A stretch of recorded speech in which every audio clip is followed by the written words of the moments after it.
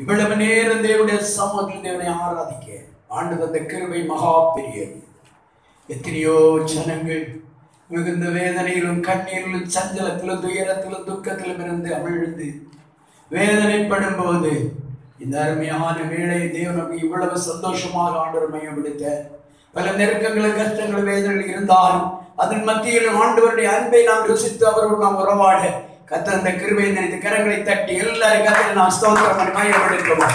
ஹல்லேலூயா ஹல்லேலூயா ஹல்லேலூயா ஹல்லேலூயா. ஆமென் ஆமென் ஆமென் ஆமென் ஆமென் ஆமென் ஆமென் ஆமென் ஆமென் ஆமென். மகா பரிசுத்தமும் கிருபையும் இரக்கம் நிறைந்த நல்ல ஆண்டவரே, மகத்துவம் மாறாத தயவும் நிறைந்த நீர் எங்களுடைய மத்தியில் பெரியவராக எழுந்தள்ளி இருக்கிறேன். கூடிய இந்த பிள்ளைகள் யாவரையும் கர்த்தர் தொடர்ந்து ஆசீர்வதி. இன்னும் வர வேண்டிய ஆன்மாக்கள் உண்டு, அவர்களோடு பேசுங்கப்பா. இந்த வேளையில் விடைகளை தாழ்த்துகிறோம். இவ்வளவு நேரம் ஆராதனை நடத்தி கொண்டிருந்த நம்முடைய பிள்ளைகளை என்னுடைய கரத்தில் அர்ப்பணிக்கிறோம். தொடர்ந்து தமது பிள்ளைகளை ஆசீர்வதி. பாடல் பகுதி, சங்கீத பகுதி, சாட்சியின் பகுதி, காணிக்கை பகுதி, பிள்ளைடைய வசனம் ஒவ்வொரு பகுதியிலும் தேவ கிருபை என்னுடைய மத்தியில் ஊற்றப்பட்டபடி நான் ஸ்தோத்திரம். ஒவ்வொரு குடும்பங்களுக்காக செபிக்கிறோம். பலவிதமான வேதனையோடு, பலவிதமான நெருக்கத்தோடு, பலவிதமான கஷ்டத்தோடு, உபத்திரத்தோடு இருக்கும் பலவிதமான வேதனை மத்தியில் பிள்ளையுடைய நிலையிலெல்லாம் நீர் அறிகிறீர் ஆண்டவர். அது பிள்ளை என்ன தேவை என்பதை அறிந்திருக்கிறேன். குடும்ப வாழ்க்கை ஆசீர்வதி, வியாபாரங்கள், தொழில்கள், கையுபியாசங்களை ஆசீர்வதி, பிள்ளையுடைய படிப்புகள், ஆவிக்கிரிய காரியம் ஆவற்றிகத்தில் ஆசீர்வதி, கொடுக்கப்பட்ட காணிக்கைகளை ஆசீர்வதி, 100 1000 ஆசீர்வங்களாவது பிள்ளை அலங்கரிப்பீராக. ஒவ்வொருவரையும் தாழ்த்துகிறோம். தொடர்ந்துள்ள பகுதி கர்த்தருடைய கரத்தில் அர்ப்பணிக்கிறோம். கிருபை கூட இருக்கட்டும். இயேசுவின் நாமத்தில் ஜெபங்க நல்ல பிதாவே. ஆமென் ஆமென். உட்கார். கர்த்தருடைய பரிசுத்தமுள்ள நல்ல நாமத்துக்கு மகிமை உண்டாவதாக. நாம் இந்த வேளையில கூட ஆண்டவருடைய பாதத்தில் அமர்ந்திருந்து ஆண்டவரோடு கூட நாம் தெரிந்து உறவாடி அவருடைய கிருபைகளை சோதரிக்கத்தக்கதாக தேவன் தந்த கிருபை மகா பெரியது. இந்த வேளையில் நம்மை மட்டுமா நம்மை அர்ப்பணித்தவர்களாக நாம் தேவ சமுத்திரை காணப்படுவோம். ஆவியானவர் இம்மட்டும் நம்மோடு கூட இதோ அவருடைய தயையும் அவருடைய கிருபை அவர் வெளிப்படுத்தி கொண்டிருக்கிறதுக்காக இந்த தேவனை நான் ஸ்தோத்திரிக்கிறேன். உம்பசனம் தியானிக்கையில் இதயமதில் ஆறுதலே காரிருளில் நடக்கையிலே தீபமாக வழி நடத்தோ காரிருளில் நடக்கையிலே தீபமாக வழி நடத்தோ திருகரத்தா ஆகியனை இருசித்தமோ நடத்திடுமே குயவக்கையில்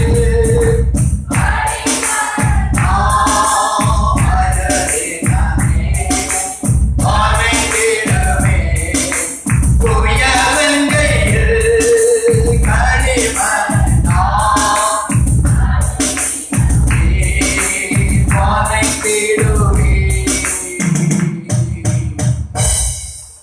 அருமையான ஆசீர்வாதமான இந்த நல்ல நேரத்தை ஆண்டவர் நமக்கு இலவசமாய் தந்து அவருடைய சமூகத்தில் அவரோடு கூட நம்ம உறவாடக்கூடிய கிருபை தந்தைக்காக ஒரு அல்லேலூயா சொல்லுவார். சந்தோஷமாய் ஒரு அல்லேலூயா சொல்லுங்க. சங்கடமாய் போய் அல்லேலூயா சொல்லுங்க. பரவாயில்ல, ரொம்ப கவனமா தான் இருக்கீங்க. கர்த்தருக்கு ஸ்தோத்திரம். நம்முடைய மத்தியிலே கூடி வந்த யாவரையும் தேவன் விசேஷமாக ஆசீர்வதிக்கட்டும். எவ்வளவு நேரம் தேவனுடைய இதோ அருமையான பாடல்களை பாடின பிள்ளைகளை கர்த்தர் ஆசீர்வதிப்பாராக. ஒரு வார்த்தையை வாசிக்க கேட்போம். ஆமென். உபாகமம் புத்தகம் 11:27 வாசிப்போம்.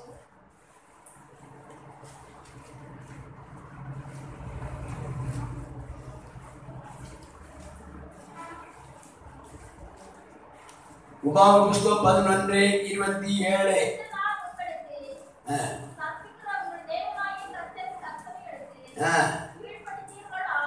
கீழ்ப்படிந்தீர்களானால் ஆசீர்வாதமும்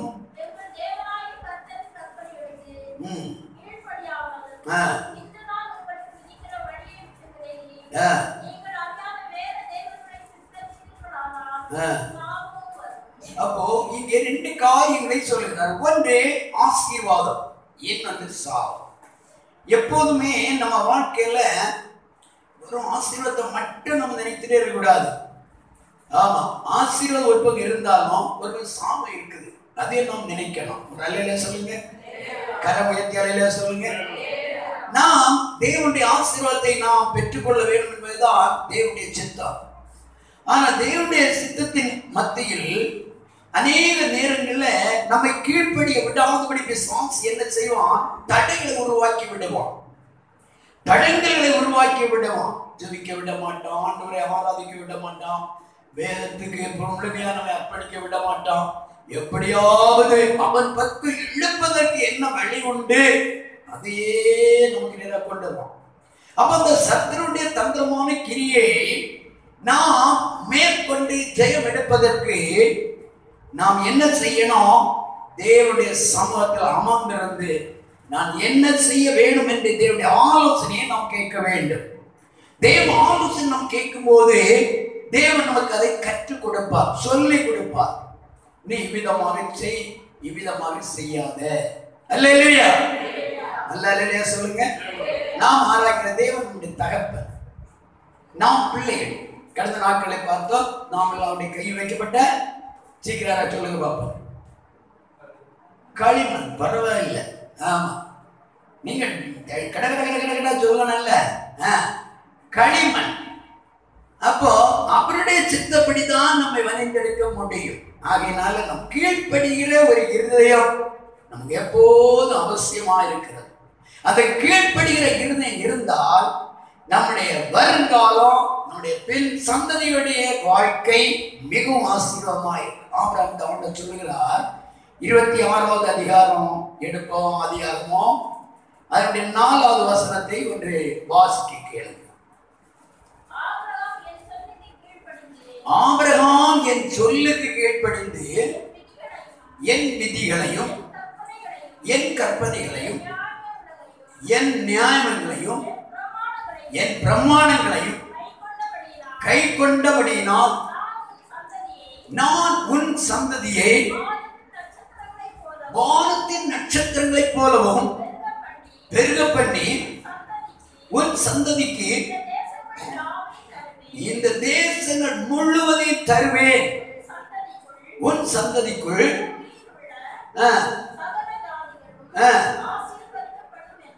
ஒரு அல்லேலூயா சொல்லுங்க. அங்கே கடைசியா சொல்லுகிறார், பூமியுள்ள சகல ஜாதிகளும் ஆசீர்வதிக்கப்படும். முதல்ல சொல்லுகிறார், நீ என் சொல்லை கீழ்ப்படுகிறதுனால உன்னுடைய சந்ததியை ஆசீர்வதிப்பேன். நல்லா அல்லேலூயா சொல்லுங்க. கரங்களை தட்டி கர்த்தரை மகிமைப்படுத்துவோம். அல்லேலூயா, அல்லேலூயா. ரெண்டு காரியங்களை பார்க்கிறோம். ஒன்று ஆபிரகாமுடைய சந்ததி, அந்த சந்ததி தான் இஸ்ரவேல் ஜனம். பூமியுள்ள சகல ஜனங்கள் என்று சொன்னால் அதில் சேர்க்கப்பட்ட நானும் நீங்களும் கூட. ஒரு அல்லேலூயா சொல்லுங்க. அப்போ பூமியில் உள்ள ஜனங்களாகிய நாம் ஆசீர்வதிக்கப்பது ஆபிரகாமாலே. காரணம் ஆபிரகாமுடைய கீழ்ப்படிதல். ஆபிரகாமுக்கு தேவன் எதை சொல்லுகிறாரோ அதை கவனமாக கவனிக்கிறார். தேவன் அவரிடத்தில் சொன்ன காரியங்கள் எல்லாமே ரொம்ப ரொம்ப முக்கியமான காரியங்கள். முதல்ல சொல்லுகிறார், வாசிங்க ஆதியாகம புஸ்தகம் அதனுடைய 12:1. கர்த்தர் ஆபிரகாமை நோக்கி, நீ உன் தேசத்தையும் உன் இனத்தையும் உன் தகப்பனுடைய வீட்டை விட்டு புறப்பட்டு நான் உனக்கு காண்பிக்கும் தேசத்துக்கு போதும். எபிரேயர் அதனுடைய 11ஆம் அதிகாரம் 8வது வசனம். எபிரேயர்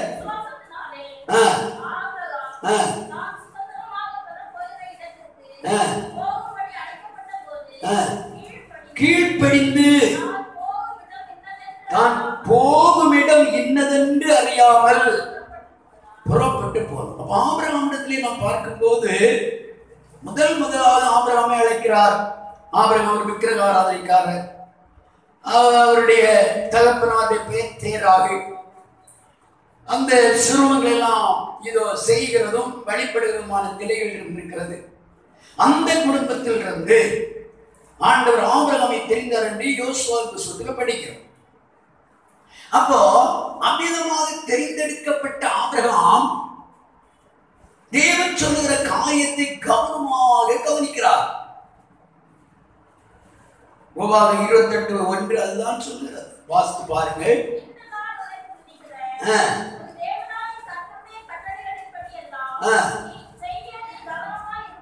நீ செய்வதற்கு கவனமாய் இருக்கும்படிக்கு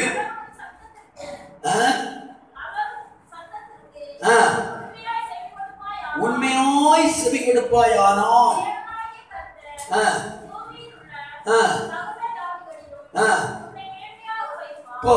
அப்போ இங்கே சொல்லுகிறார், நீ நான் சொல்லுகிற காரியத்துக்கு உண்மையாய் செவி கொடுப்பாயானால், அதற்கு என்ன கீழ்ப்படிவாயானால், எல்லாம் சொல்லுங்க, என்னது கீழ்ப்படிவாயானால் நான் உன்னை என்ன செய்வேன் மேன்மையாகவே. யாருக்கெல்லாம் மேன்மையா இருக்கணும்னு ஆசை கரங்களை எடுத்துக்க பார்ப்போம். சிலருக்கு மேன்மையா இருக்கணும்னா எல்லாருக்கும் ஆசைதான் இல்லையே, பரவாயில்லையே.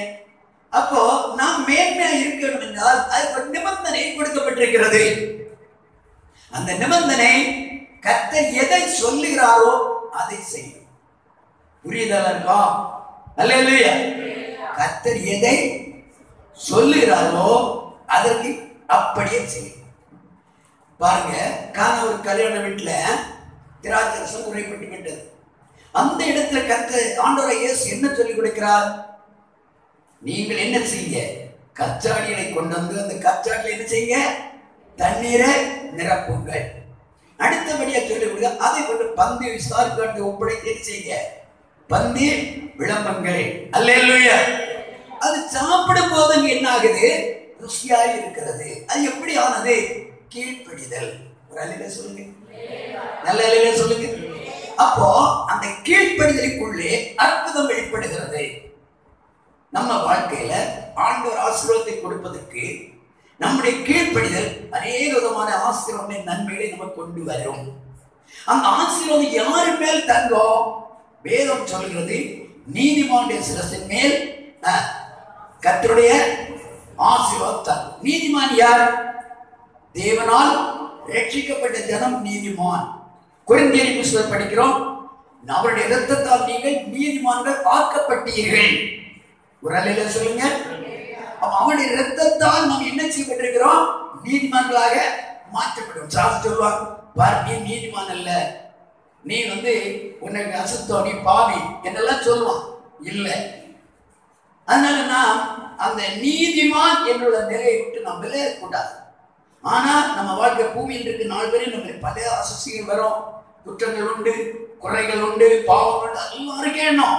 ஆனா சாஸ்திர சத்தத்துக்கே நம்ம என்ன செய்ய கூடாது, செவி கொடுக்க கூடாது. கரங்களை தட்டி கர்த்தரை ஸ்தோத்திரிப்போம். எல்லாருடைய கரங்களை தட்டி கர்த்தரை ஸ்தோத்திரிப்போம். அப்ப நாம் எங்கே நிற்கிறோம்? நீதிமான் என்றுள்ள பட்டியலில் நம்ம நிற்கிறோம். அப்ப ஆபிரகாமை குறித்து கர்த்தர் சொல்லுகிறார், என்னுடைய சொல்லுக்கு அவர் கீழ்ப்படிந்து.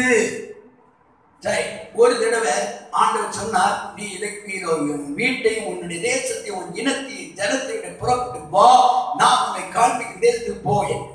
ஆண்டவரத்துல ஆபிரகாம் மறுபத்தில் ஒண்ணு சொல்லல, எங்க போனோம், எப்படி செய்யணும், இதை கேட்டாரா? எதுவுமே கேட்காதபடி புறப்பட்டு வருகிறார். அப்ப ஆபிரகாமை வழிநடத்தி வந்தது யாரு? கர்த்தர். நீ போகும் இடமெல்லாம் நான் உன்னோடு கூட இருப்பேன், நீ போய் சேர வேண்டிய இடம் வரை என்னுடைய தூதனை அனுப்புவேன். ஒரு அல்லேலூயா சொல்லுங்க. நாம எப்பவுமே ஒரு காரியத்தை சிந்திக்கணும். எந்த சூழ்நிலை, நஷ்டமோ கஷ்டமோ வேதனையோ உபத்திரவமோ துன்பமோ, எல்லா இடத்திலும் தேவன் என்னோடு கூட உண்டு. ஆமென். எல்லாரோடும் கைவிடப்பட்ட சூழ்நிலை என்று வைங்க. தாவீது சொல்லுகிறாரு 144 சங்கீதத்தில், வலதுபுறமா என்னை கண்வைக்குமாறு என்னை அறிவார் ஒருவரு இல்லை, எனக்கு சகாயம் இல்லாதபடி போய்விட்டது. அல்லேலூயா சொல்லுங்க. அந்த சூழ்நிலையிலும் கூட கர்த்தர் நம்முடைய தாசரோடு கூட இருந்தார். ஆமென். நம்மோடு கூட எல்லா சூழ்நிலை கர்த்தர் நம்மோடு கூட உண்டு. நீங்க ஆபிரகாமுடைய சந்ததி அந்த பகுதியை நம்ம படிக்கும் இன்னொரு இடத்துல கர்த்தர் சொல்லுகிறார். படிங்க 24 அதிகாரம், ஆதியாகமம் 24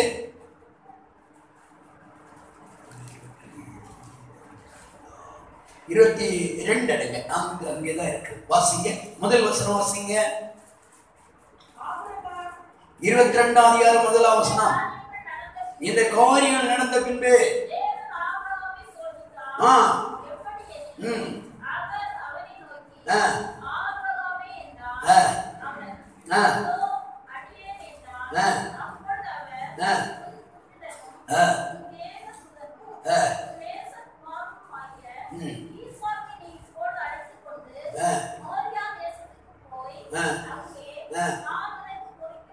நான் உனக்கு குறிக்கும் மலை ஒன்றில்.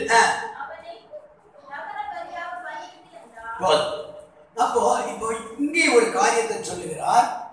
நீ உன்னுடைய மகனை அழைத்து கொண்டு போய் பலியிடு. அந்த மகன் 17 வயசு பருவம்.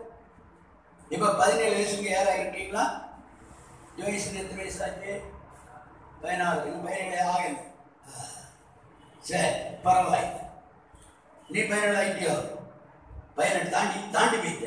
அவன் பின்னால் நிற்கிறான், நீ முன்னால போற. சரி, பரவாயில்ல. பாருங்க, 17 வயசுன்னு வைங்க. அந்த 17 வயசுல பிள்ளைகள் எப்படி இருப்பாங்க? இப்படிப்பட்ட பிள்ளைகள் ஒரு பிள்ளை தகப்பனா சொல்லுகிறார், நீ வா போ என்று சொல்றாரு. ஆபிரகாம் ஆண்டவர் என்று சொல்லிட்டாரு. மனசுல எடுத்துட்டு மகனுக்கு அழைக்கிறார். அழைத்து கொண்டு போய் பலி செலுத்த கொண்டு வர மகன் நிற்பானா? அந்த இடத்துல தகப்பன் 2 அடியை போட்டு அவர் அங்கே தள்ளிக்கிட்டு அவன் ஓடிடுவான். அப்படிதானே பிகுலாமா? அப்படிதானே? அல்லேலூயா, அல்லேலூயா. ஆனா இந்த மகனை நீ பலியிடன்னு சொன்ன உடனே ஆண்டோட ஒன்னும் அவர் கேட்கல. ஆபிரகாம் மகனிட்டு இதை சொல்லல. நம்ம என்ன ஒரு சொப்பனம் கண்டோம், ஐயோ அப்படி கண்டேன் இப்படி கண்டேன், என்ன நடக்குமோ இப்படி ஏதோ அப்படி பயந்து துடிச்சிருவேன். இல்ல, ஊழியக்காரன்கிட்ட சொல்லுங்க, வேற யார்கிட்ட சொல்லக்கூடாது. அல்லேலூயா. யார்கிட்ட எதை சொல்லி என்னையோ என்று போல குழப்பி விடக்கூடாது. ஜோம் பண்ணிக்கிட்டே இருக்கணும். அது மரியாதை போல இருக்கணும். மரியாதத்துல இயேசு பிறக்க போறது தேவதூதன் சொல்றார். இந்த காரியம் எப்படி நடக்குமோ என்று அவள் சிந்தித்துக் கொண்டிருந்தாள் என்று வேதம் சொல்லுது. ஒரு அல்லேலூயா சொல்லுங்க. எந்த காரியமா இருந்தாலும் நம்முடைய இருதயத்துக்குள்ள சிந்திக்கணும். வைத்து புரியுதா இருக்கும்? ஆபிரகாம் என்ன செய்கிறார்? மகனை அழைக்கிறார். அப்போ வேலைக்காரர் அழைக்கிறார். கட்டைகளை எடுக்கிறார், கத்தி எடுக்கிறாங்க. அழகாக இந்த கழுதையின் சேனம் வைத்து யாத்திரை செய்கிறாங்க. அப்போ யாத்திரை செய்து போகும்போது இந்த வேலைக்காரர்கள் விட்டு மகனையும் அழைத்து கொண்டு மகனுடைய தலையில தான் கட்டையை தூக்கி வைத்து கையில கத்தியை எடுத்துக்கொண்டு அது போகும்போது மகன் வார்த்தை கேட்டார். என்ன தெரியுமா? ஏதாவது கட்டை இருக்கிறது, கத்தி இருக்கிறது, பலிக்குரியதான மிருகம் எங்கே, ஆடு எங்கே? அவர் சொன்ன ஒரே ஒரு வார்த்தை, கர்த்தருடைய பர்வத்தில் பார்த்தார், யெகோவா ஈரே. இது எதை காட்டுகிறது என்றால், கர்த்தருடைய வார்த்தைக்கு கீழ்ப்படுகிற இருதயம் ஒரு தேவன் மேல் வைக்கக்கூடிய ஆழமான விசுவாசத்தை காட்டுகிறது. ஒரு அல்லேலூயா சொல்லுங்க. ஒரு நல்ல ஒரு ஆழமான ஒரு விசுவாசம். கர்த்தர் பார்த்துக் கொள்வார், கர்த்தர் பார்த்துக் கொள்வார். கர்த்தர் சொன்னார் அது என்றால் ஏற்கனவே கர்த்தர் சொல்லி இருக்கிறார், என்னால் செய்யக்கூடாத காரியம் ஒன்று உண்டோ என்று கர்த்தர் ஏற்கனவே ஆபிரகாமோடும் சாராளோடும் இந்த வார்த்தையை சொல்லி இருக்கிறார். அது மட்டுமல்ல, ஒவ்வொரு நாளும் சர்வசக்தி உள்ள தெய்வம் இந்த அருமையான இந்த ஆபிரகாமோடு சம்பாசித்துக் கொண்டே வருகிறார். ஒவ்வொரு நாள் ஒவ்வொரு நேரம் தேவன் என்ன சொல்லுகிறார் என்பதை எதிர்பார்த்து அப்படியே கீழ்ப்படித்தனை அர்ப்பணித்து விட்ட ஒரு ஆபிரகாம். ஒரு அல்லேலூயா சொல்லுங்க. நம்ம வாழ்க்கை எப்போதுமே ஞானசனம் எடுத்துட்டோமா, இல்ல கிறிஸ்துவ பிள்ளை மாறிட்டோமா, ஆண்டவராய் இயேசு எனக்கு என்ன சொல்லுவார் அதற்கு நான் கீழ்ப்படி. முதல் அன்பு தேவனுக்கு, அடுத்ததுதான் புருஷனுக்கோ பிள்ளைகளுக்கோ உலக காரியத்துக்கோ. ஒரு அல்லேலூயா சொல்லுங்க. எல்லாவற்றிலும் பிரதான தேவன். அவர் தான் சொல்ல ஆகும், கட்டளையிட நிற்கும். அதனால அவருடைய வார்த்தை விட்டு நம்ம என்ன செய்யணும்? வலதுபுறம் இடதுபுறம் சாய்ந்து விடக்கூடாது. ஒரு அல்லேலூயா சொல்லுங்க. இங்க பாருங்க, அப்ப ஆபிரகாமிடத்தில் கர்த்தர் சொல்லுகிற காரியத்தை தன் இருதயத்தில் வைத்துக் கொண்டு பிள்ளை அழைத்து கொண்டு போகிறார். அழைத்து கொண்டு போனதான் அருமையான இந்த ஆபிரகாம் குறிக்கப்பட்ட மலையில் போன உடனே அருமையான பலிபீடத்தை கட்டி அருமையான இதோ மகனை பலியிடும்படியாக பிடித்து கட்டி தூக்கி கிடத்துகிறார். அந்த நேரம் அந்த அருமையான இந்த பிள்ளை எதுவுமே சொல்லல. அல்லேலூயா. காரணம் என்ன தெரியுமா? இந்த ஆபிரகாமுக்குள் இருந்த விசுவாசமும், ஆபிரகாமுக்குள் இருந்த கீழ்ப்படிதலும், ஆபிரகாமுக்குள் இருந்த தேவ பயம் பக்தியும் இந்த பிள்ளைக்குள்ளே உண்டு. ஒரு அல்லேலூயா சொல்லுங்க. நம்முடைய பிள்ளைகள் பயத்திலும் பக்தியிலும் தேவ கிருபையிலும் கீழ்ப்படிதலும் வளர்வதற்கு முதலாக நாம் செய்ய வேண்டியது தேவ சொந்த நாம் கீழ்ப்படிந்து காட்ட வேண்டும். நம்ம எதை நாம் செயல்படுத்துகிறோம் அதை போல் நம்முடைய பிள்ளைகள் பின்னாலே அதை போல செய்ய ஆரம்பிப்பார்கள். நல்ல அல்லேலூயா சொல்லுங்க. நல்ல அல்லேலூயா சொல்லுங்க. அதுதான் தேவன் விரும்புகிறார். அதனால இவர் பெரிய ஒரு அருமையான ஐஸ்வர்யம். வேதம் சொல்லுகிறது இந்த ஆபிரகாம் செல்வ சீமானாய் இருந்தாராம். அவ்வளவு தூரம் ஆண்டவர் அவரை ஆசீர்வதித்து உயர்த்த ஆரம்பித்தார்.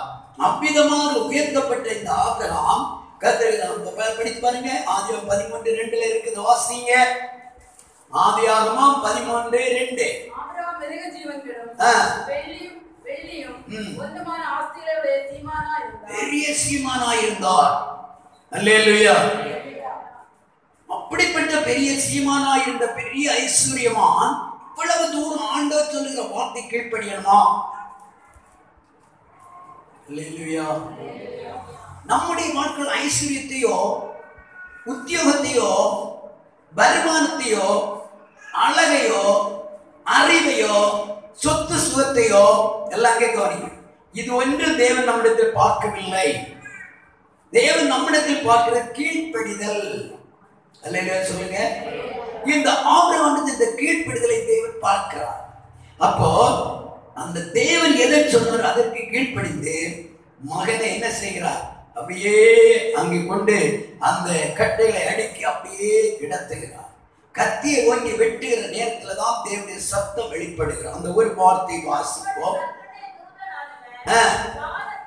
வானத்திலிருந்து ஆபிரகாமே ஆபிரகாமே என்று பாருங்க. 2 தடவை ஆபிரகாமை கூப்பிடுறார். அந்த ஒரே அந்த சம்பவத்துல 2 தடவை கூப்பிடுகிறார். வேதத்திலே ஒரு பெயரை 2 தடவை இல்ல மெய்யாகவே மெய்யாகவே இந்த பகுதியில் ரொம்ப முக்கியமான பகுதி. அல்லேலூயா. பாருங்க, இந்த ஆபிரகாமை அழைக்கும் போது ஆபிரகாமே ஆபிரகாமே என்று கூப்பிட்டார். உடனே அப்ப தேவனுடைய சத்தம் அவருக்கு எவ்வளவு தூரம் துல்லியமா தெரிந்திருக்கிறது, பழகி இருக்கிறார் பாருங்க. அல்லேலூயா. காலையில எழும்புகிறோம். இந்த ஆபிரகாம் காலையில் அதிகாலை எழும்பி சேனம் வைத்து மகனை பரிசெலுத்த போனாராம். அது போல அதிகாலை எழுப்பி ஜெபிக்கிறது ரொம்ப நல்லது. புரியுதா உங்களுக்கு? பிள்ளைகள் புரியுதா? அதிகாலை உங்க அப்பா அம்மா ஒன்னும் பார்க்காதுங்க, நீங்க எழும்பிருங்க. வாலிய பிள்ளை நீங்க எழும்பிருங்க, யாரையும் பார்க்காதுங்க. அதிகாலை எழும்பி தேவனுடைய வார்த்தைக்கு அதுபோல இந்த ஆபிரகாம் தேவன் சொன்ன அப்படி அதிகாலை புறப்பட்டு போய் இந்த காரியத்தை எல்லாம் செய்யும் போது சத்தம் கேட்கிறது பாருங்க. அந்த சத்தம் கரெக்டா ஆண்டவர் தான் என்பதை புரிந்து கொள்கிறார். அவ்வளவு தூரம் தேவனும் அவருமாக பழகி இருக்கிறார்கள். கரங்களை தட்டி கர்த்தரை ஸ்தோத்திரிக்கிறோம். கரங்களை தட்டி கர்த்தரை ஸ்தோத்திரிக்கிறோம். எப்போதுமே பிள்ளைகள் பெற்றோரோடு பழகி இருப்பது போல, பெற்றோர் பிள்ளைகளோடு பழகி இருப்பது போல, ஒரு நண்பனோடு சிநேகிதனோடு பழகி இருப்பது போல, அருமையான தேவ மனிதனாகிய ஆபிரகாம் இதோ தேவனோடு கூட அதிகமாய் பழகி இருக்கிறார். ஆண்டுடைய மெல்லிய சத்தத்தை துல்லியமா அறியக்கூடிய காதுகள் அவருக்கு இருந்தது. தேவனுடைய சமத்துவம் என்பதாக தான் கீழ்ப்படிந்தால் என்னென்ன அவசரம் உண்டு என்பதை அவர் திட்டமும் தெளிவுமாக தன் வாழ்க்கையில் அவர் அனுபவித்தால் அறிந்திருந்தார். கரங்களை தட்டுவோமா? கரங்களை தட்டுவோமா? இந்த நாள் பகல்களில் என்னை கேட்கிறார்கள், நீங்கள் கீழ்ப்படுகிறது, ஒரு தகப்பன் கீழ்ப்படுகிற, தாய் கீழ்ப்படுகிற அந்த குடும்பத்துக்கு பெரிய நன்மையை கொண்டு வரும்.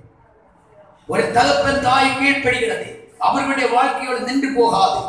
1000 தலைமுறை வரையிலும் கர்த்தர் அவர்களை ஆசீர்வதித்து உயர்த்தி மேன்மைப்படுத்துகிறது. கரங்களை தட்டி எல்லாரும் கர்த்தரை ஸ்தோத்திரித்து மகிமைப்படுத்துவோம். ஹல்லேலூயா, ஹல்லேலூயா, ஹல்லேலூயா, ஹல்லேலூயா.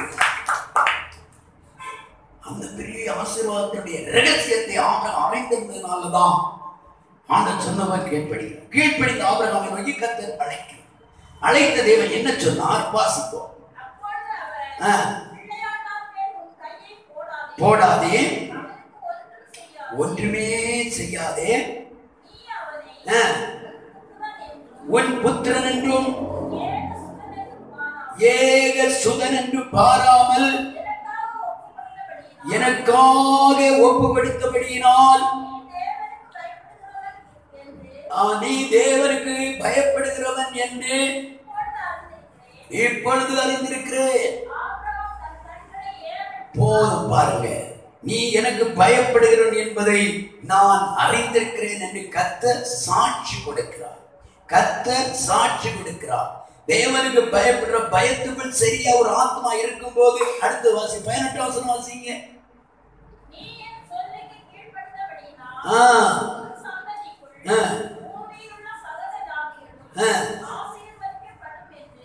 பாருங்க, நீ என் சொல்லுக்கு கீழ்ப்படிந்தபடினா, நான் என்ன சொன்னனோ அந்த வார்த்தை நீ கீழ்ப்படிந்தபடியினால்.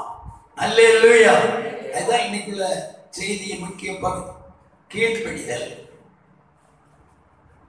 சில நேரத்துல மற்றவர்கள் நம்ம நெருக்குவாங்க, வேதனைப்படுத்துவாங்க, துன்பப்படுத்துவாங்க, தேவையில்லா அப்படியெல்லாம் பேசுவாங்க. நம்ம அந்த இடத்துல ரொம்ப என்ன செய்யணும்? ஆண்டவருக்கு கீழ்ப்படிந்து பொறுமையா போய். அல்லேலூயா. மனுஷனுக்கு அல்ல, தேவனுக்கு நாம் கீழ்ப்படி. இதை யார் பார்க்கிறது? கர்த்தருடைய கண்களுடைய நம்மை கவனித்துக் கொண்டே இருக்கிறது. சில நேரம் சில சோதனைகள் அப்படியே வரும், சில பிரச்சனைகள் அப்படியே வரும். நல்லா ஜோம் பண்ணியிருப்போம், இனி கொஞ்சம் பரவாயில்லை, இனி கொஞ்சம் விடுதலையோட நம்ம கொஞ்சம் நாள் பிரச்சனை எல்லாம் இருக்கலாம்னு நினைப்போம். அடுத்த நிமிஷம் இன்னொரு வாசல் வழியா வந்துடும் சாஸ். ஒரு அல்லேலூயா சொல்லு, அல்லேலூயா சொல்லு. அதுக்கு இனத்தை, அந்த இனத்தை கண்டுகொண்டு என்ன செய்யணும்? சத்துருவை காலில் மிதித்து நாம் ஜெயம் எடுக்க கற்றுக்கொள்ள வேண்டும். கரங்களை தட்டி கர்த்தரை நான் ஸ்தோத்திரிக்கிறேன். ஆபிரகாமுடைய வாழ்க்கை இது ஒரு பெரிய சோதனை. இப்போ மனைவியிடத்துல சொல்லல, மகனிடத்துல சொல்லல, தன்னுடைய இருதயத்தோட எண்ணத்துல தேவனுக்கு ஒரு கேள்வி கேட்கல. புரியுதா இருக்கும்? புரியுதா? என்ன? மனைவியிடத்துல சொல்லல, பிள்ளைகளிடத்துல சொல்லல, வேலைக்காரத்துல சொல்லல, என்னை அடுத்தது மகனிடத்திலும் ஒன்று சொல்லல. மற்ற ஒரே ஒரு வார்த்தை என்ன? யெகோவாயிரே. நீ ஏன் அதுக்கு பயப்படுக? தன் கையினால பிள்ளை கொலை செய்து பறி கொடுக்க போகிற ஒரு தகப்பன் சொல்கிறவா நம்மால் முடியுமோ?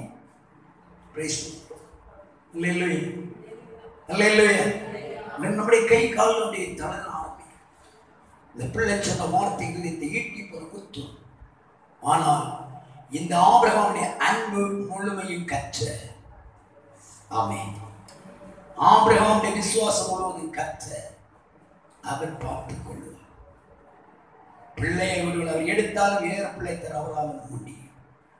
ஆமென், ஆமென், ஆமென். தேவன் சொல்கிற காரியத்தை நீ ஒரு காரியம் விட்டு கொடுக்கும் போது 7 ஆசீர்வாதத்தை திரும்ப கர்த்தர் கொடுப்பார். அல்லேலூயா சொல்லுங்க, அல்லேலூயா சொல்லுங்க. எப்போது ஐஸ்வர்ய சம்பன்னராய் இருக்கிறார்.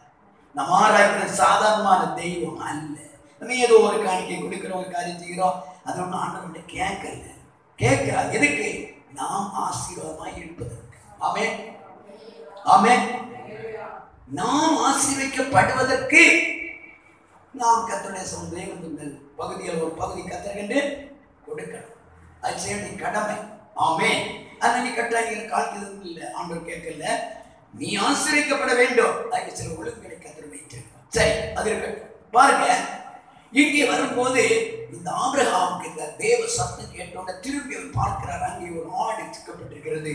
உடனே மகனை அவிழ்த்து விட்டு இந்த ஆட்டை கொண்டு வந்து பலி செலுத்துகிறார். கர்த்தர் என்ன சொன்னார் தெரியுமா? நீ என் சொல்லுக்கு நீ கீழ்ப்படிந்தாய். அந்த வார்த்தை நமக்கு வரட்டும். மகனே, நீ என் சொல்லுக்கு கீழ். யாருக்கு? தேவன். நம்ம இன்னைக்கு ஒரு போலீஸார சாயங்காலம் இங்கே வந்துட்டு போலீஸ் அதிகாரிகள் அடைத்தா ஓடி போயிடும். ஒரு வக்கீலை கூட்டி கேட்கலாம் எப்படி என்று. இதே நேரம் தேவனுடைய சத்தம் நமக்கு நேரம் வரும்போது, நீ எனக்கு அது கொடு, இல்லை நீ என்ன ஊழியம் செய்யவா, இல்லை இந்த காரியம் செய் என்று தேவன் சொல்லிவிட்டால் கீழ்ப்படிவோமா? கீழ்ப்படி என்னை விட்டு நம்முடைய பிள்ளைகளை விட்டு கொடுக்க முடியுமா? சில நேரம் நம்முடைய பிள்ளைகள் எல்லாம் படித்து உயர்வான நிலை வந்துருவார்கள். அப்ப நமக்கு மனசுல இருக்க என் பிள்ளை என்னால் என் பிள்ளை மூலம் பெரிய ஆசை எனக்கு வந்துடும். சுத்திட்டே இருப்போம். திடீர்னு ஆண்டவர் சொல்லுவா, இல்லை இல்லை, உடைய பிள்ளை மிஷனரியா போக வேண்டும், உடைய பிள்ளை ஊழியக்காரனாய் போக வேண்டும், இல்ல உன்னுடைய பிள்ளை எனக்கு தெரிந்திருக்கிறேன். Praise the Lord. அல்லேலூயா. அந்த இடத்தில் நாம் கீழ்ப்படுகிற ஒரு அனுபவம் நம்முடைய ஜீவித்தில் வருகிறதா? ஆபிரகாம் பெரிய பெரிய செல்வசியமான், ஆனால் தன்னை விட்டு கொடுக்கிற ஒரு மனிதன். யாருக்காக? தேவனுக்காக. தேவனுக்காக தேவனுக்காக விட்டு கொடுக்கிற ஒரு அனுபவம் நம்முடைய ஜீவியத்தில் வரட்டும்.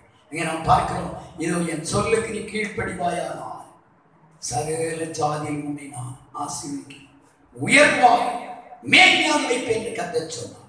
அதே ஒரு நிலை ஆபிரகாமுடைய வாழ்க்கையில ரெண்டு காரியம் மட்டும் இருக்காது. இன்னும் எத்தனை காரியங்கள் ஆபிரகாமுக்கு கர்த்தர் சொன்னாரோ அப்படியே கீழ்ப்படிந்தார், அப்படியே கீழ்ப்படிந்தார்.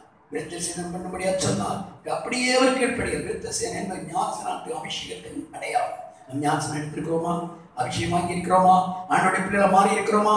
ஆண்டோடைய வார்த்தையை கீழ்ப்படி அந்தந்த ஒழுங்குபடி செயல்படுகிறோமா? இந்த நாள் பகல்களிலே கர்த்தருடைய ஆவியானவர் உங்களோடு பேசிக் கொண்டிருக்கிறார். மகனே மகளே, நீ எனக்கு கீழ்ப்படுகிறாயா? இதற்கு முன்னோடி ஆண்டவராகிய இயேசு கிறிஸ்து அவர் கீழ்ப்படிந்து நமக்கு கீழ்ப்படிதலை கற்றுக் கொடுத்தார். வாசித்து பாருங்க, பிலிப்பியர் 2:8, பிலிப்பியர் 2:8.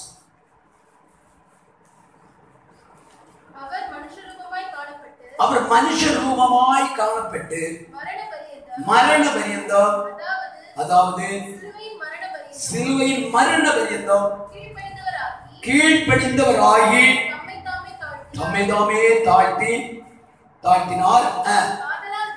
ஆதலால் அவர் கீழ்ப்படிந்தார். ஆண்டவராகிய இயேசு கீழ்ப்படிந்தார், பிதாவுக்கு கீழ்ப்படிந்தார். பிதா என்ன திட்டம் வைத்திருந்தார் அதெல்லாம் நிறைவேற்ற கீழ்ப்படிந்தார். ஒவ்வொருவரை குறித்து தேவன் ஒரு திட்டம், பிளான் ஒன்றை தேவன் வைத்திருக்கிறார். அப்படியே நான் கீழ்ப்படியும் போது கிடைக்கிற மேன்மை என்ன? ஆண்டவராகிய இயேசு கிடைத்த மேன்மை என்ன? வாசி. தேவன் எல்லாவற்றுக்கும் மேலாக அவரை உயர்த்தி இயேசுவின் நாமத்தில் வானோர் பூதலத்தோர் பூமியின் கீழானோர் முழங்கால் யாவும் முடங்கும்படிக்கு பிதாவாகிய தேவனுக்கு மகிமையாக நாங்கள் யாவும் அறிக்கை பண்ணும்படி எல்லா நாமத்துக்கும் மேலான நாமத்தை ஒரு அல்லேலூயா சொல்லுங்க. கரங்களை தட்டி கர்த்தரை மகிமைப்படுத்துவோம். நாமத்துக்கும் மேலான நாமம் இயேசு என்ற நாமம். இயேசு என்றால் ரட்சகர். அவர் நம்மை ரட்சிக்கும்படி இந்த பூமிக்கு வந்தார். அவர் சொல்கிற வார்த்தையை கீழ்ப்படிகிறது நம்மிலே உண்டுமா? நான் கீழ்ப்படிய வேண்டிய நிலையில் கீழ்ப்படிவோம். கர்த்தருடைய ஆசீர்வாதத்தை ஆபிரகாம் பெற்றுக்கொண்டது போல, ஆண்டவராகிய இயேசு மேன்மையான உயர்வை மேன்மை கண்டடைந்தது போல நாமும் கண்டடைவோம். கர்த்தரை ஆசீர்வதிப்பாராக. அப்படியே நம்ம எல்லாரும் எழும்புவோம். எழுப்பி நின்று தேவனை ஆராதிக்க போகிறோம். ஹல்லேலூயா, ஹல்லேலூயா, ஹல்லேலூயா, ஹல்லேலூயா, ஹல்லேலூயா, ஹல்லேலூயா, ஹல்லேலூயா. ஆமென். நம்முடைய ஒரு கீழ்ப்படிதல் பெரிய உயர்வையும் ஆசீர்வாதத்தையும் கொண்டிருக்கிறது. பிள்ளைகளாகி நீங்கள் பெற்றோர் கீழ்ப்படிய வேண்டும். ஆமென். நீங்கள் கீழ்ப்படியும் பெரியவர்களை நீங்கள் மதிக்கணும். பெரியவர்களை கீழ்ப்படிய வேண்டும். அதே போல சர்வசக்தி உள்ள தேவனுக்கு நாம் யாவருமே கீழ்ப்படிய வேண்டும். கீழ்ப்படிவோம், தேவனுடைய நன்மை சுதந்தரிப்போம். ஹல்லேலூயா. எல்லாருடைய கரங்களை தட்டி கர்த்தரை ஸ்தோத்திரம் பண்ணி தேவ சமூகத்தில் ஜெபிப்போம். ஆண்டவரே, எனக்கு கீழ்ப்படியக்கூடிய இருதயத்தை தாங்க. ஆபிரகாம் எல்லா காரியங்களும் கீழ்ப்படிந்தது போல நான் உங்களுடைய சமூகத்தை கீழ்ப்படியட்டும். ஒரு நிமிஷம் ஜெபிங்க, ஜெபிங்க. வாய் திறந்து கேளுங்க, வாய் திறந்து கேளுங்க. ஆண்டவரே, இந்த வாழ்க்கையில அநேக நேரங்கள்ல நான் கீழ்ப்படியாதபடி போனபடி நான் அநேக ஆசீர்வாதத்தை இழந்திருக்கிறேன். இந்த வேளையில கூட எனக்கு உங்களுடைய ஆசீர்வாதம் வேணும். எந்த இடத்தை கீழ்ப்படியணும் அந்த இடத்தை கீழ்ப்படிய கிருபைத்தால் சபை ஆராதனை விட்டுவிடக் கூடாது. ஆமென், ஆமென். உபவாச ஜெபத்தை விட்டுவிடக் கூடாது. ஆமென். குடும்ப ஜெபங்களை விட்டுவிடக் கூடாது. தனி ஜெபங்களை விட்டுவிடக் கூடாது. வேத வாசிப்புகளை விட்டுவிடக் கூடாது. சரியான பிராரம் உண்மை நான் பிரியப்படுத்தி என்னென்ன செய்யணுமோ அந்தந்த காரியங்களை நான் செயல்பட எனக்கு அந்த பலனை தாங்க. அந்த கிருபை எனக்கு தாருங்க. அந்த சக்தி எனக்கு தாருங்க. அந்த பலன் எனக்கு தந்து ஆசீர்வதிங்க. ஓ ரிகவாலாவாதா ரபிகவாலா. ஆமென், ஆமென், ஆமென், ஆமென், ஆமென், ஆமென். எந்த இடத்தை எப்படி கீழ்ப்படி எனக்கு கற்று தாருங்க, எனக்கு சொல்லி தாருங்க. ஆபிரகாம் தந்த சோதனை கடுமையான சோதனை, சாதாரணமான சோதனை அல்ல. அதன் மத்தியிலும் தேவனுடைய வார்த்தைக்கு அவர் கீழ்ப்படிய ஆரம்பித்தார். எந்த சூழ்நிலையிலும் அருமையான தேவனே நீ கீழ்ப்படிதலை கற்றுக்கொள், கீழ்ப்படி ஆரம்பி, கீழ்ப்படிதலை நீ பூர்ணமாய் நிறைவேற்று, அதுபடி தேவன் சொல்லுகிறபடி நீ செயல்படு. தேவன் உன் வாழ்க்கையில் மகிமை வெளிப்படுத்துவான். ஹல்லேலூயா, ஹல்லேலூயா. சிறுபிள்ளைகள் எல்லாம் கண்களை மூடுங்க. ஆமென், ஹல்லேலூயா. பெரியவர்கள் எல்லாம் தேவன் சொன்னீரா, ஆண்டவரே உடைய வார்த்தை கீழ்ப்படி என்ன ஒப்பு கொடுக்கிறேன். நான் ஞானஸ்நானம் எடுக்கலப்பா, நான் ஞானஸ்நானத்தை என்ன அர்ப்பணிக்கிறேன். அபிஷேகம் வாங்கல, அபிஷேகத்தை என்ன ஒப்பு கொடுக்கிறேன். ஆண்டவரே கிருபையில வரங்கள் எனக்கு வேண்டும். இன்னைக்கு என்ன உங்கள் முழுமையாக என்னை அர்ப்பணித்து சமூகத்தில் வருகிறேன். ஆபிரகாம் கீழ்ப்படிந்த மூலம் குடும்பமே ஆசீர்வதிக்கப்பட்டது. அந்த பெரிய ஜாதிகள் இஸ்ரவேல் ஜனம் முழுவதும் ஆசீர்வதிக்கப்பட்டது. ஒரு ஆபிரகாம் என்னை கீழ்ப்படிதெல்லாம் ஓ பூமியோட சகல ஜாதிகளும் ஆசீர்வதிக்கப்பட்டது. அந்த ஆசீர்வாதம் எனக்கு உங்களுக்கோ இன்னைக்கு கர்த்தர் தந்திருக்கிறார்.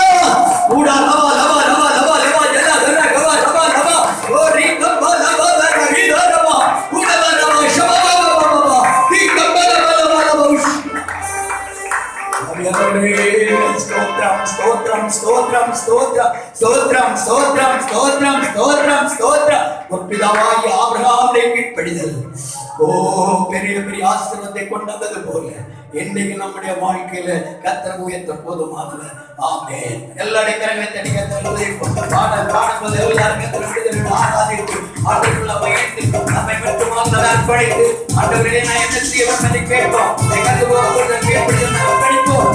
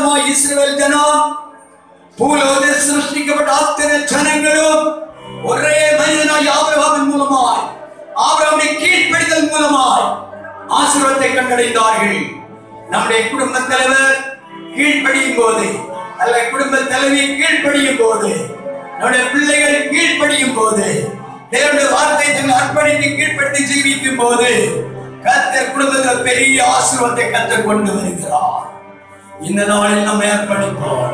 ஆண்டவரே, நான் உம்முடைய வார்த்தையை கீழ்ப்படி எனக்கு கிருபை தாரும். உம்முடைய சித்தத்திற்கு நான் கீழ்ப்படி எனக்கு கிருபை தாரும்.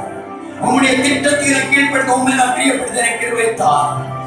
எனக்கு இந்த பலனை தாங்கப்பா. சாசுக்கு உலகத்துக்கு உலக மனுஷனுக்கு கீழ்ப்படுகிறது அல்ல, மனுஷனுக்கு கீழ்ப்படுகிறது பெரிய ஆபத்தை கொண்டு வரும். ஆனா தேவனை கீழ்ப்படுதல் பெரிய மேன்மையை கொண்டு வரும். நம்ம அர்ப்பணிப்போம். கர்த்தரை ஆசீர்வதிப்பாராக. எங்களை அதிகமாக நேசிக்கிறேன் பிதாவே, அருமையான இந்த நல்ல நேரத்துக்காக நன்றியோட இதயத்தோடு நம்மை ஸ்தோத்திரிக்கிறோம். எங்களுக்கு முன்பாக வைக்கப்பட்டிருக்கக்கூடிய இந்த வாரத்தில் விசேஷமான ஜெபத்திற்காக நாங்கள் துதிக்கிறோம். கர்த்தருடைய ஆவியான தொடர்ந்து நீர் எங்களோடு வல்லமையாக இடைபெற வேண்டும். கர்த்தாவே, ஸ்தோத்திரம். வியாழன், வெள்ளி, சனி ஆகிய 3 நாட்கள் உள்ள ஜெபம் மிக ஆசீர்வாதமாக இருக்க அந்த ஜெபத்திற்கு கர்த்தாவே எல்லா தேவர்களும் கடந்து வந்து உங்களுடைய ஆசீர்வாதத்தை சுதந்திரிக்க உதவி செய்ய வேண்டும். ஞாயிற்றுக்கிழமை மாலையில கர்த்தாவே 5 மணிக்கு மேல் 5:30 மணிக்கு சரியாக ஆரம்பிக்க இருக்கிற திருவிருந்து ஆராதனை ஆசீர்வாதமாக கர்த்தர் உதவி செய்வீராக.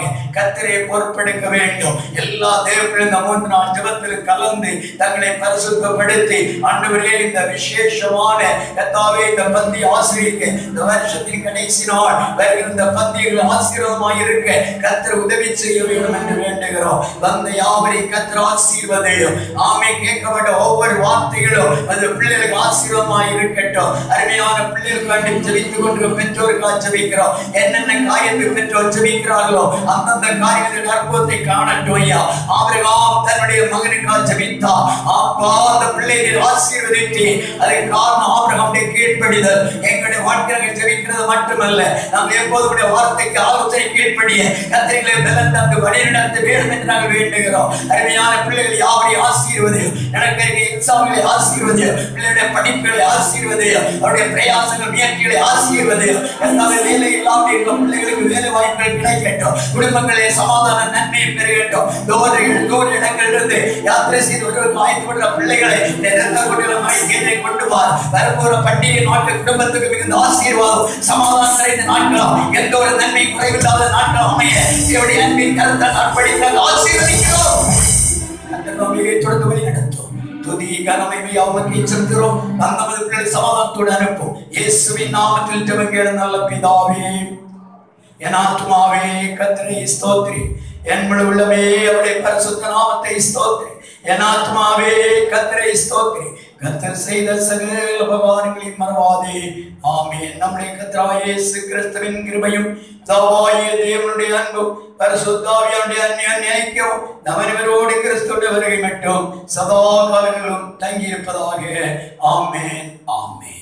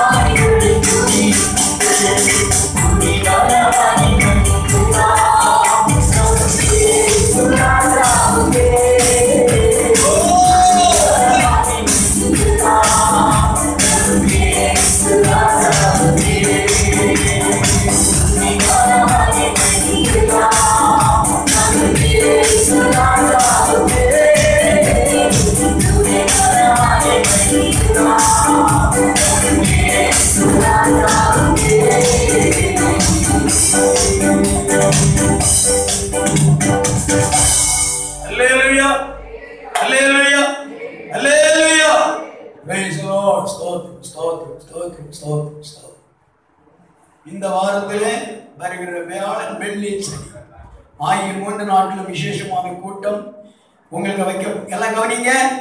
உங்களுக்கு வைக்கப்பட்டிருக்கிறது பகல் காலையில் 10 மணி to 12 முடியும். சனிக்கிழமை பகல் கூட்டம் உண்டு. சாயங்காலம் உண்டு 6 மணிக்கு. எல்லா தேவப்பிலும் இந்த கூட்டங்கள் மற்ற நாட்டில் சாயங்காலம் கிடையாது. சனிக்கிழமை சாயங்காலம் விசேஷ ஆராதனை வைத்திருக்கிறோம்.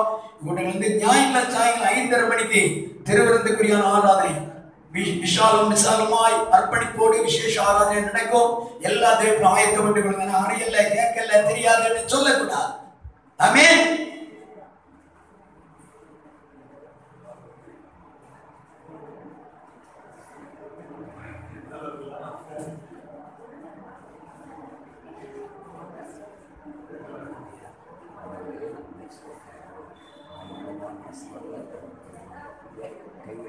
கர்த்தர் வாய்ப்பு